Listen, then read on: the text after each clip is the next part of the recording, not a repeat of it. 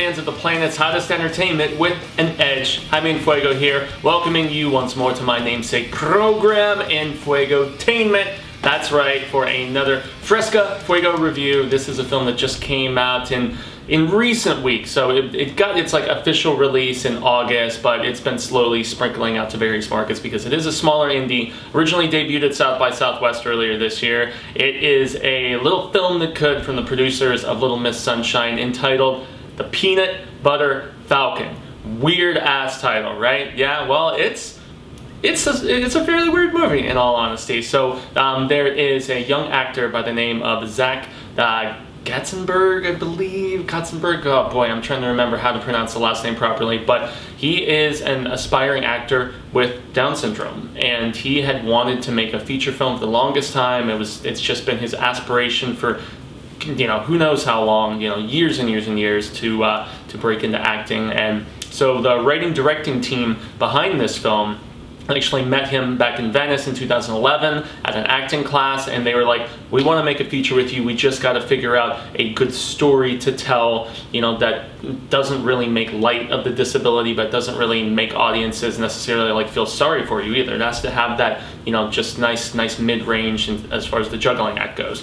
And so it kind of took some tropes and framing from Mark Twain, like Huck Finn specifically, I kind of gauged. And it's really about this, you know, kid who escapes from, well, not a kid, he's a grown dude, but he's kind of, you know, got the mind of a child to a degree, and, you know, also named Zach, and he escapes from this retirement home where he's more or less being held captive because his family abandoned him, and, you know, that's really the only place that the state would place him, at least temporarily. And he's being mentored by Dakota Johnson, and basically he's tried to escape a few times, so he is labeled a at-risk, you know, flea, you know, whatever patient. And so late one night at the beginning of the film, his roommate, who is this older guy, helps him pull the bars out, greases him up good, and Zach, our main character, our Huck, at least in this case, he goes and he squirms through the bars in his little whitey-tighty skivvies, and he goes out on a run, and he encounters Shia LaBeouf's character. Just do it! And yeah, he's not exactly one of my favorite actors, but in certain roles I dig him, and he has great chemistry with this kid and kind of becomes, you know, his running buddy. Has kind of a little bit of a past that's trailing him at the time. He's kind of on the run himself. So they team up as two kind of bandits going down the river in the South. You know, they're kind of in the Virginia, you know, Carolinas area, trying to get down to Florida. And that's basically our framing device for this film. Dakota Johnson, she's after them, and they're just, you know, out going through the cornfields and on a riverboat and all this other stuff. So that's your setup, and now to jump into the tropes I always hit with: the bueno, the malo, the feo. That's right, a little bit of good, bad, and ugly. And the bueno and the good in this is most definitely the chemistry between our two leads. It's very endearing. It doesn't feel forced, at least in that regard. You can tell that they had to get some sort of comfortability, camaraderie, and they play off each other very well. And it's honestly really cute, and, you know, hits you in the feels, so to speak. And I mean, the rest of the acting and the casting from top to bottom, the production team definitely assisted these first time, you know, feature, at least, you know, writer directors in getting some top talent to make it. I mean, albeit in smaller roles, you know, for the most part, besides Johnson and LaBeouf. But I mean, Thomas Hayden Church, he plays this redneck wrestler guy that you know, our lead character looks up to, and that's his aspiration, is to get down to this wrestling school in Florida and meet his hero and train to be a wrestler.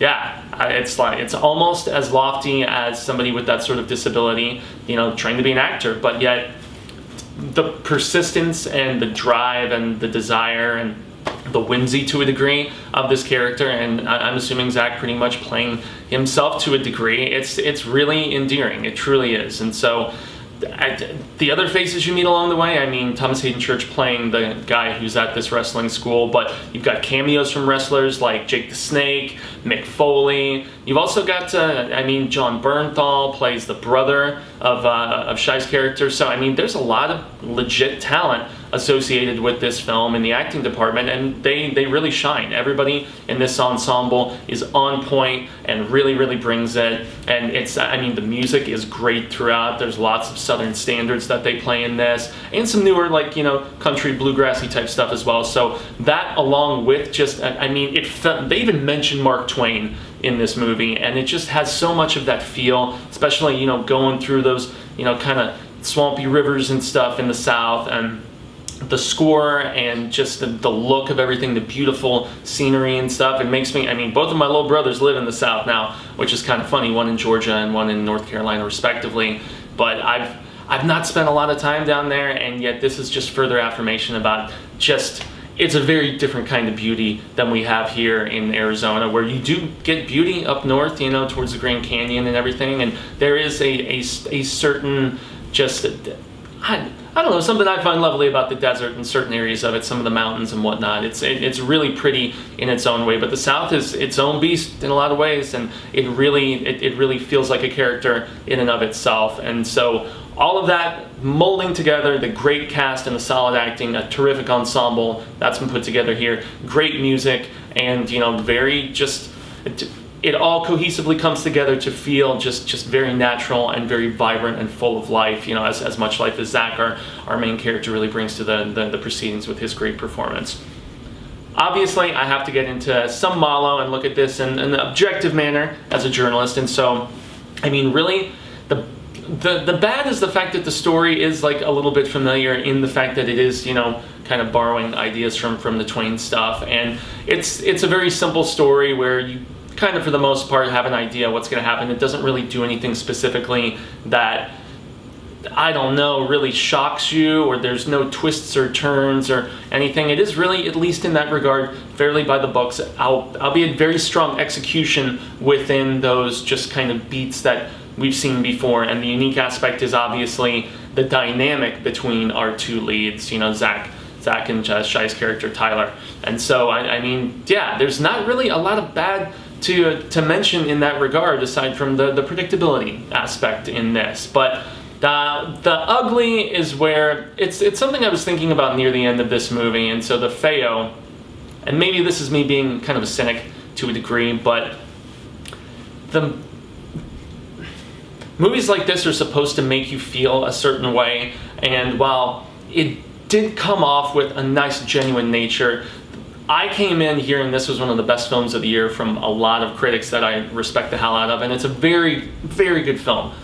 But I would not go as far as saying it's a great film, and it does kind of feel like it's pandering to the audience with this sort of, I hate to say it, gimmicky dynamic, which is very much meant to almost manipulate the audience because of this dynamic to a degree. And at times it was just like so sweet and oh shucks, you know, bits. I was just like, okay guys, yeah, I get it, I get what we're going for here, you know, and it's very uplifting, but at times it just felt forced in how it was trying to lift you up. I don't know, and that's not to say it didn't feel genuine, because it did, but it's really tough when, you know, you're really obviously and deliberately trying to make the audience feel a certain way, and they succeeded for the most part. But when you've seen a lot of films like this with somebody disabled, I mean, it's got a Rain Man feel to it at times as well. I mean, when you've seen stuff like Forrest Gump and I Am Sam, now those were actors that were acting disabled as opposed to this actor being legitimately disabled, so that does bring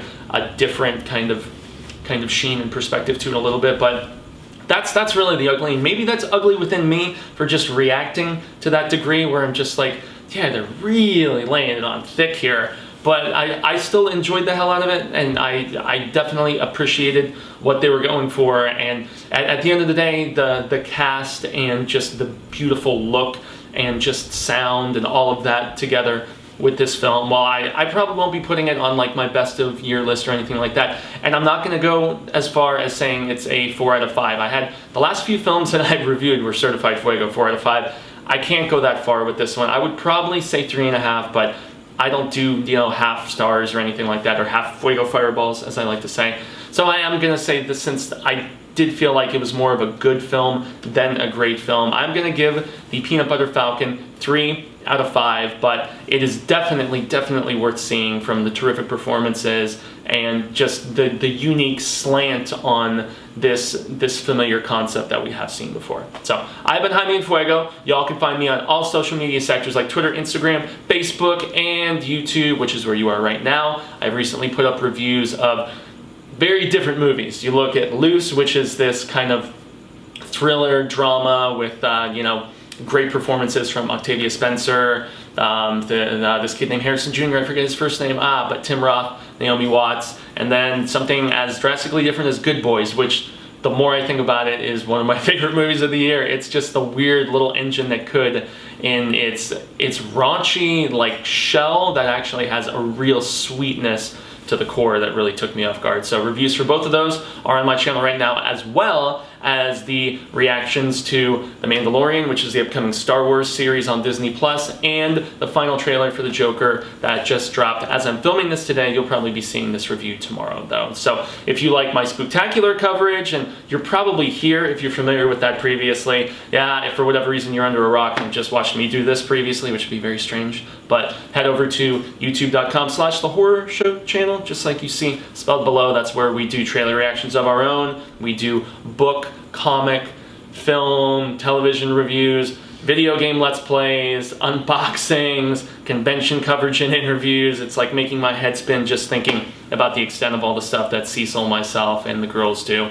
Yeah, it's a lot, but yes, we keep it as comprehensive as possible. We don't like to say that we are the best YouTube channel for horror on the interwebs, but we do like to think of ourselves as the most prolific, or at least compared to Jason Smith from Sinister Cinema. So lastly, I have to also give a shout out to CP and Willis Greedy's YouTube channel, where every Monday evening, 9 p.m. Pacific, or excuse me, 9 p.m. Eastern, 6 p.m. Pacific, you can find me doing Show Business, which is a weekend coverage of box office, where we look at the numbers from the previous weekend that has just happened, we look ahead to the one that is approaching, and a little bit of news in between. So definitely check that out. It would be supremely appreciated. And once again, I've been Fuego. Y'all have been awesome. And until the reel of Ka comes around once more, hasta luego, Cinemigos. But I'm hopeful that we get to share more of this film palaver sooner rather than later. Peace.